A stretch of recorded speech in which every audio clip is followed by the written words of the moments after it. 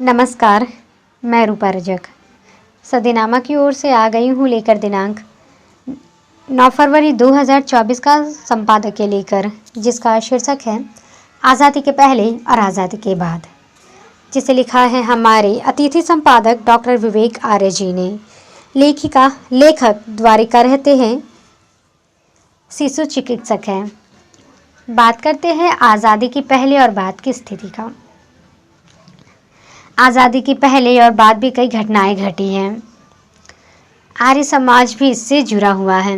अंग्रेजों को खटकता आर्य समाज को अब कुछ नहीं खटकता। 1908 तथा 1909 के समय आर्य समाज के उत्सव के अवसर पर आर्य समाजी मुंशीराम के 2 ऐतिहासिक व्याख्यान हुए। जानते हैं इस संबंध में आगे क्या कहते हैं हमारे संपादक महोदय। 1908 तथा 9 के बच्चे वाले आर्य समाज के उत्सव के अवसर पर आर्य समाजी मुंशीराम के 2 ऐतिहासिक व्याख्यान हुए। 1908 के व्याख्यान में उन्होंने निम्नलिखित घटनाओं का वर्णन किया। गुलाबचंद एक सिख रेजिमेंट में लेखक था। वह कर्तव्यपरायण तथा सत्यप्रिय परिश्रमी था, परंतु साथ ही अधिकारियों को उत्तर देने में निर्भीक। पहले तो उसकी बहुत इस बात की प्रशंसा होती थी, परंतु अब उसका यह गुण कांटों की तरह लोगों को खटकने लगा और उसे इसलिए पृथक कर दिया गया कि वह आर्य समाजी है। इस प्रकार आर्य समाजी का अर्थ हुआ निर्भीक अर्थात उद्दंड। दूसरा नंबर, जी करनाल के 3 जेलदारों में से एक आर्य समाजी था। उसकी डायरी में लिख दिया गया कि वह जेलदार तो अच्छा है, परंतु उसका निरीक्षण किया जाना चाहिए क्योंकि वह आर्य समाजी है। तीसरा, एक डिप्टी कमिश्नर ने एक स्थान के प्रमुख पुरुषों को बुलाकर कहा कि यदि तुम्हारे यहाँ कोई आर्य समाजी रहता हो तो उसे निकाल दो। स्वयं उन प्रमुख पुरुषों ही में 2 आर्य समाजी थे। उन्होंने पूछा कि आर्य समाजियों के विरुद्ध क्या किया जाए। डिप्टी कमिश्नर ने कहा, कुछ करो, तुम्हारे विरुद्ध कोई कार्यवाही ना होगी।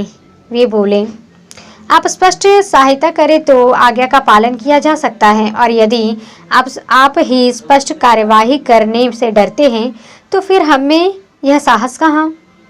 चौथा, एक रेजिमेंट के सिपाही आर्य समाजी थे। उन्हें यज्ञोपवीत उतार देने की आज्ञा दी गई। वे जाति के जाट थे। उन्होंने जाट सभा द्वारा निवेदन पत्र भिजवाया।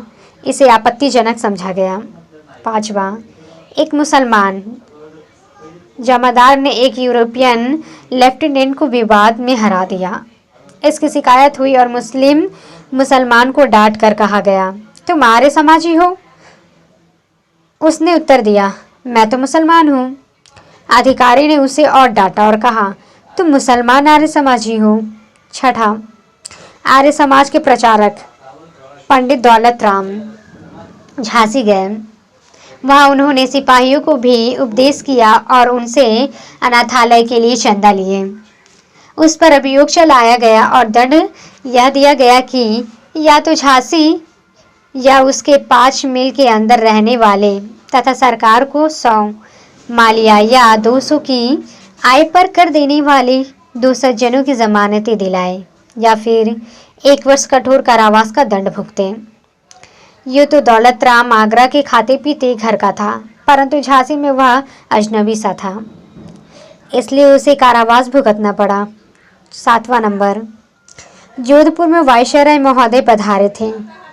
उनके मार्ग में समाज मंदिर पड़ता था। पुलिस ने समाज वालों से कहा, अपना फट्टा तथा झंडा उतार लो।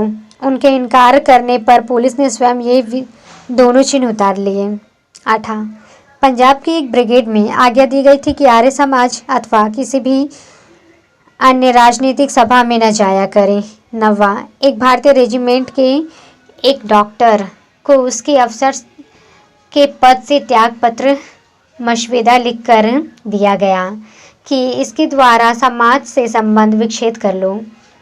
यह आज्ञा न मानने के कारण आखिर उसे सेवा छोड़नी पड़ी। 10वां, इंदौर आर्य समाज का प्रधान लक्ष्मण राव शर्मा पुलिस के इंस्पेक्टर जनरल के कार्यालय में हैंड अकाउंटेंट था। उसने समाज के जुलूस की आज्ञा मांगी। इस पर उसे समाज छोड़ देने की कहा गया। ऐसा न कर सकने के कारण उसे सरकार की सेवा छोड़ देनी पड़ी। ये केवल उदाहरण है, इनसे स्पष्ट है कि आर्य समाजी होना उन दिनों कितने जोखिम का काम था। आर्य पुरुष कुछ बहुत धनवान नहीं थे, उनकी आजीविका साधारण थी। आप आसपास के आर्य समाजी से मिले, क्या इन गतिविधियों से वाकिफ है? तो ये था दोस्तों हमारा आज का संपादकीय। कल फिर लौटेंगे एक नए विषय, एक नए संपादकीय के साथ। तब तक के लिए नमस्कार।